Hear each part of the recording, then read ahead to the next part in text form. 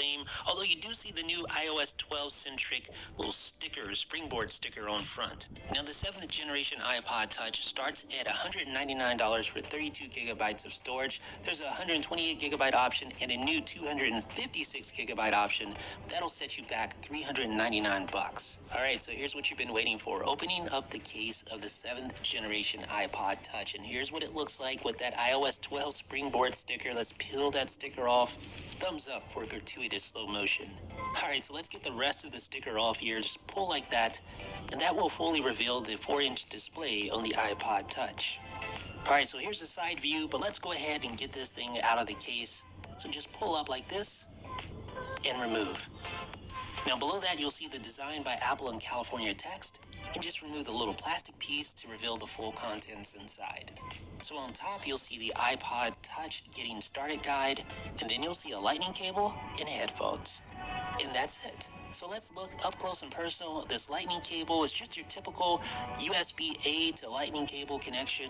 And then you have earpods, almost said AirPods, but they're earpods, and they have a 3.5 millimeter headphone jack in tow. So these are wired headphones. All right, so you get the Getting Started guide, kind of gives you some information, not that you really need it. And then, like I always say, if you're having trouble sleeping, keep that regulatory information right here next to your nightstand, and you'll be good. And then finally, the beautiful Apple stickers. All right, so one of the first things that's going to pop in your head when you hold this thing for the first time is just how tiny it is, especially compared to modern iPhones. The iPod Touch is available in 6 different colors. I chose the blue color. I thought that looked the best. What do you guys think? All right, so let's break down some of the device's features. On the rear, you have an 8 megapixel camera with camera bump, and you have a flash and a microphone in between the two. On top, you have your sleep wake button. On bottom, you have your speaker, lightning port, and 3.5 millimeter headphone connection. On the left side, you have your 2 volume buttons. On the front, you have your 1.2 megapixel FaceTime camera, same camera from the last generation, and you have a physical pressable home button, along with those beautiful reflective chamfered edges on the side that give you that jewelry-like look. And that's one of the design elements that I think I miss most about modern iPhones. All right, so let's go ahead and fire up the iPod Touch and see what's new. So first and foremost, you get a faster processor and more RAM. For the first time, you get 2 gigabytes of RAM in an iPod Touch. Previous model had only 1 gigabyte of RAM. And you get a faster iPhone 7 era A10 Fusion processor. So here's the new iPod Touch next to the iPhone SE. I wanted to compare these two devices because they're obviously very similar in form factor, both of them 4-inch displays, although the iPod is obviously thinner. So comparing these two devices from a performance standpoint, I ran some metal benchmarks here. And while the iPod Touch is definitely faster in some respects, it doesn't blow away the A9 processor in the iPhone SE like you might expect. In fact, the Geekbench scores are really within striking distance of one another. And I find that interesting because I remember the A10 Fusion benchmarks on the iPhone 7 being a lot better, and as you can see here, they were. So that tells me that Apple held back a bit with the A10 Fusion inside the iPod Touch, and probably for good reason given the smaller battery inside the smaller chassis.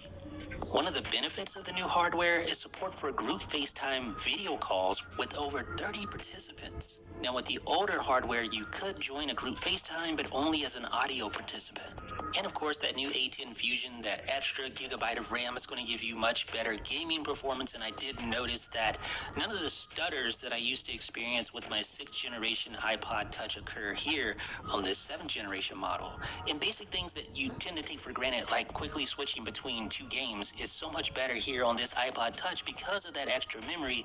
The Achilles heel of prior iPod Touch models has been lack of memory, and this goes a long way towards fixing that. And you're going to need it because coming this fall, Apple Arcade launches with over 100 new games that are playable via one single subscription. So that means you're going to be switching between titles a lot. So you're going to need that extra RAM. But Apple Arcade is a promising upcoming subscription service that allows you to jump between all of your iOS devices, your Mac, your Apple TV, and you can play offline, which is obviously important when traveling with the iPod Touch. And for the first time, the iPod Touch supports AR because of its A10 Fusion processor. AR requires at least an A9 processor, and the last iPod Touch was an Apple A8. Hence the lack of support. All right, so here is an example of an AR application. This is called Plantail, and AR, of course, stands for augmented reality, so it's not full-on virtual reality where everything in your environment's different, but it augments your environment so you can see amazing stuff like this, a full-on plant in a pot in 3D space. You can actually walk around this thing and see it from all its various angles. Admittedly, the 4-inch display on the iPod Touch is a little less than ideal for AR content, but it's cool nonetheless. And when you go to the App Store, you'll notice that there is a plethora of educational-related AR applications, which sort of goes hand in hand with the iPod Touch when you remember that it's the cheapest iOS device starting at $199. But that doesn't mean that there's not other types of AR apps out there. Yeah, we're just going to pretend that that didn't happen. Now, like I mentioned, there's also a new 256 gigabyte storage tier, and that means that the old iPod Classic, the 160 gigabyte version, is finally bested by an iPod with more storage. Now, I understand there will be some use cases for that amount of storage, but in my opinion, in general, you'd be pretty crazy to pay $400 for an iPod, especially when you consider that virtually nothing else about these devices has been updated. For instance, the cameras, the same 8-megapixel camera from the last generation, with the same slow f2.4 aperture, and it's stuck at 1080p capture. Now, take the iPhone SE, which it itself isn't a spring chicken, but it comes with a 12-megapixel shooter with an f2.2 aperture that's much faster, and it shoots in 4K. So, I know iPod owners aren't buying these things for the cameras, but you have to consider that a refurbished iPhone SE might prove to be a better overall value. Now, an inferior camera is one thing, but the outright lack of any sort of biometric authentication is another. Obviously, there's no Face ID, but there's no Touch ID either, and I feel like that is a huge missed opportunity to make this device so much better. You're going to see this screen a lot. That is, if you even choose to use a passcode, whereas the 3-year-old iPhone SE has Touch ID, which removes so much friction from the experience. Now, I realize that there is still much demand for the iPod Touch. Otherwise, Apple wouldn't have even bothered updating it.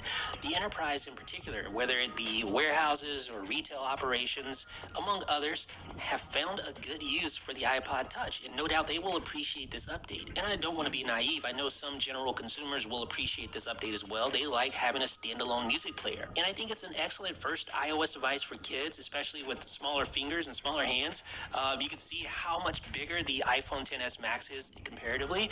And there are some accessibility use cases for the iPod Touch as well. Remember, this device starts at just $199, brand new, so you have to temper your expectations. However, I think there were a few missed opportunities, most notably the lack of Touch ID. This is the only new iOS device that doesn't have some sort of biometric authentication. So you have to consider this. You can get a used iPhone SE that isn't that much slower than this iPod Touch, and in my opinion, it makes for a better device with a better camera and, most importantly, Touch ID. But if you're specifically looking for a standalone music player or a standalone portable gaming console, gaming device, this upcoming Apple Arcade subscription service could, if it's any good, and obviously the jury is still out on that one, but if Apple's gaming service turns out to be a hit, this new iPod Touch is a good way to get in the game. It's the most portable iOS device that Apple makes. It's relatively cheap. It has enough RAM, finally, and it has an ample amount of processing power. But if you're just looking for a small, portable, general-purpose iOS device, I think you should strongly consider a used iPhone SE instead. What do you guys think? Let me know down below in the comments section. This is Jeff with 9to5Mac. Special thanks to iFixit, creator of the iPhone Fix Kits and MacBook Pro Fix Kits, for sponsoring 9to5Mac on YouTube.